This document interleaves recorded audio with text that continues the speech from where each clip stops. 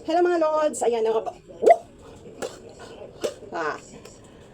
Duha ka kilo nga pakwan. Ayan. Kay nagduhol akhan biko, nahiagi na makin pakwan. Di ba napalit lakin ini slice. Anak na pinalit o sa kabugos. Jesus, kay mahal. Seedless, ikang hadabaw is maupay. Kaupay color. Tag 100 ang kilo. Mga inay, Diyos ko kamamahal. Nakipagtanga ka anak. Seedless ko, no? Ano main? Pero mga busag, dire mga itom. Yan. Di ba? Kay pagduhol ko anak biko is live yan ang simana kay may mga nag-order. Thank you Lord, yung may adagap na order biko. Nakakatabok gihapit kada adlaw nga. Panginahanglan. Ay agi na maakhin, kay pipinalit lakin ini slice. Basta na kabugos, kasabot ko barato lang.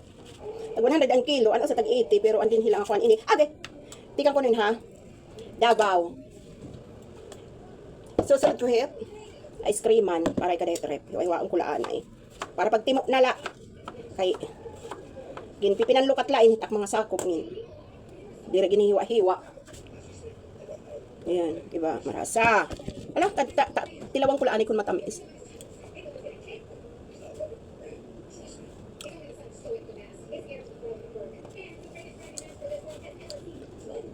Mas matamis it.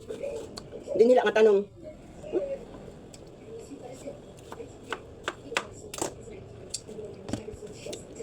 Ngarala yung seedless pero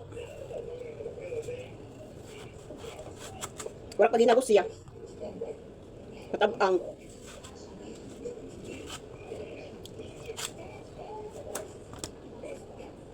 Mapay pa siguro ang tag-80 na laka. Adto baga matamis, pula-pulanin. Duro.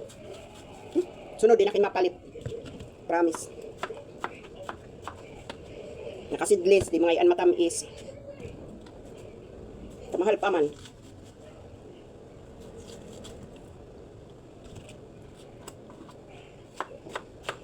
Laking pipinalitan, daan na in-slice. Tag 50 na slice, ang try ak pagpalithin. Pero okay na la kay pakwan man. Ayan. Kapapaso yung duro, grabe hagawas. Over. Hindi rin maagwan tahit. Iba nga sugad na hakit pangidaron. Pag-deliver ko nga ni hambi ko, sumakay lakahin tricycle kay. May ada ak motor, nagmumotor ak yung motor ak. Paso iman kontra magminuto, mapaso. Naka-jacket ka nga, pero mas mapaso naman. Namasahe la ak tricycle, what is 10 pesos kontra naman. Butad kahit kuan, di ba? Hit adlaw. So namasahe na la ak kay grabe paso yan at didiham. Didiha kat balugan. At balugan summer, syempre. Ayan. Nagpinamasahe pa ak. Pero sige la kay at least diri mapasuhin. Ura-ura. Kontra hit naka-motor. Hit naka-single. Kabay na lang magputput. Tag-6 man let pasahe. Hindi ko uubuson kay diri man matamis. Sasalin ko adi. Ayan. Pakwan. Wow, ice cream. Tapos pakwan ngayon ang sulod. Thank you for watching.